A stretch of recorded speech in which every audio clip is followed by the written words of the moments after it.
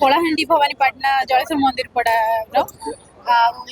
बहुत खुशी लगुच जेहेतु माँ माणिकेश्वरी पाखे आम आसचु नववर्ष जेनटा कि समस्त लगी वर्षटा शुभमय हो आउ माँ माणिकेश्वरी के आम सब डाकुचु जे समस्त के भल रे ही रखी था आउ धन्यवाद बहुत बहुत धन्यवाद समस्त के नूतन वर्षर हार्दिक अभिनंदन।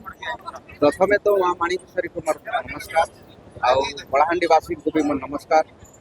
माँ माणिकेश्वरी को अनुरोध कर वर्षटा समस्त लगी शुभमय हो आउ बड़ लोकर आशीर्वाद आम पाखे आउ कलाहांडी वासी समस्त आशीर्वाद रो आउ वर्षटा सुखमय। नववर्ष 2026 समस्त को मु अभिनंदन जनाऊँगी आउ ए वर्ष एत भिड़ होती कहबार कथा नहीं। माँ माणिकेश्वरी दर्शन पर समस्ते बाहर भी आसुँच किए पिकनिक जाऊँ किए कौन करमती बहुत भिड़ होती ट्राफिक नियंत्रण कमी जाइए पुलिस प्रशासन काम कमी जाइए समस्त को मोर हार्दिक अभिनंदन शुभेच्छा। माँ माणिकेश्वरी सुख समृद्धि भरी दिंतु जगन्नाथ प्रार्थना कर समस्त को सुख समृद्धि भरी दिंतु।